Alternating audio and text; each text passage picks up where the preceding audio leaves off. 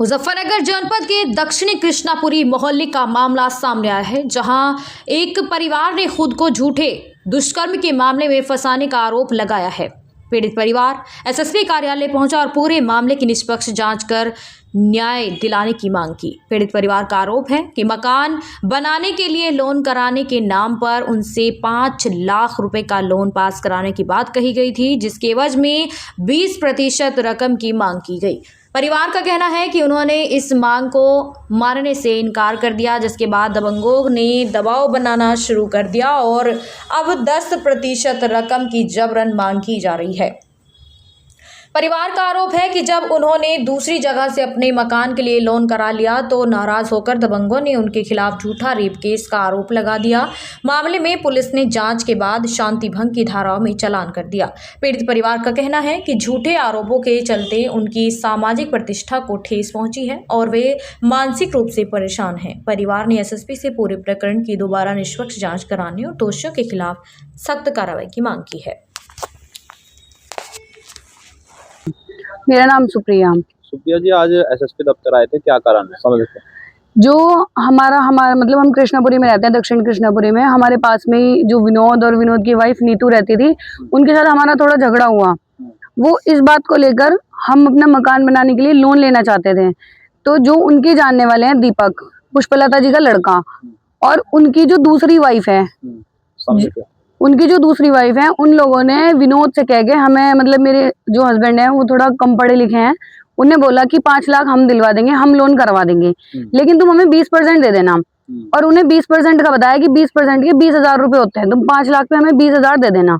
तो मेरे हस्बैंड ने कहा चलो ठीक है। जब उन्होंने मुझे ये बात बताई तो मैंने उन्हें कहा कि 20% का मतलब है 1 लाख रुपए, कि 5 लाख रुपए का अगर लोन कराएंगे तो वो 1 लाख रुपए हमें उन लोगों को देने पड़ेंगे। तो फिर मेरे हस्बैंड ने उन लोगों को मना कर दिया। तो फिर हमने एमको बैंक से लोन कराया। तब हमने लोन कराया, हमने अपना मकान बनाया। इस चीज का पता चल गया विनोद को और दीपक को और उसकी जो दूसरी वाइफ है सोनिया को और पुष्पलता जी को। तो फिर उनको पता लगने के बाद उन्होंने कहा कि तुम अगर पैसे हमने मांगे थे तब नहीं दिए, तो जब हम तुम्हारे साथ घूमे हैं, फिरे हैं, तुम्हारे कागज बनवाए हैं लोन दिलवाने के लिए, तो अब तुम हमें उस चीज के 50,000 रुपए दे दो। लेकिन हमने मना कर दिया। तो उस बात पर उन्होंने कहा, विनोद ने और विनोद की वाइफ ने हम लोगों से मतलब गाली गलौज भी किया हमारे घर पर आकर।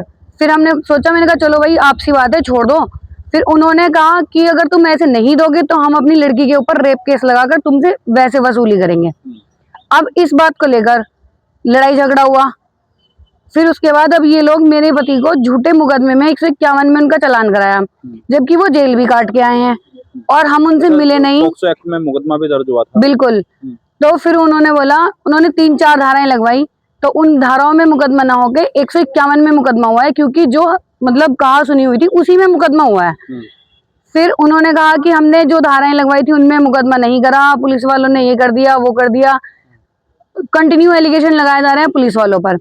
फिर उसके बाद हम लोगों को मिलकर बोल रहे हैं कि क्या नाम, अगर तुम इस तरीके से पैसे नहीं दोगे तो तुम वैसे दोगे, या तो पैसों का अरेंजमेंट करा लो, नहीं तो रेप केस में तुम्हें। पैसों की डिमांड जो करने वाले हैं वो आपके पास कौन आया था, किस तरह का आपके पास एविडेंस है? एविडेंस तो सर उस टाइम कुछ नहीं था, क्योंकि उस टाइम हमारा आपसी मतलब घर का जो नॉर्मल आना जाना होता है वो था। तो उन्होंने कहा कि अगर मतलब तुम हमें नहीं दोगे तो हम इस तरीके से लेंगे। और अब भी कल रात मुझे 8:30-9 बजे के आसपास जैन पेट्टे वाले पे विनोद मिला, रिक्शा लेके जा रहा था। बकायदा उसने मेरे सामने रिक्शा लगाई, मैं अपने बच्चे को लेके जा रही थी।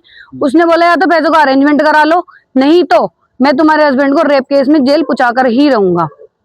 कब की घटना है? ये कल रात की घटना है। अब क्या चाहते हैं? अब वो ये चाहते हैं कि मेरे हस्बैंड को जेल हो जाए, जबकि ये सब एलिगेशन झूठे हैं।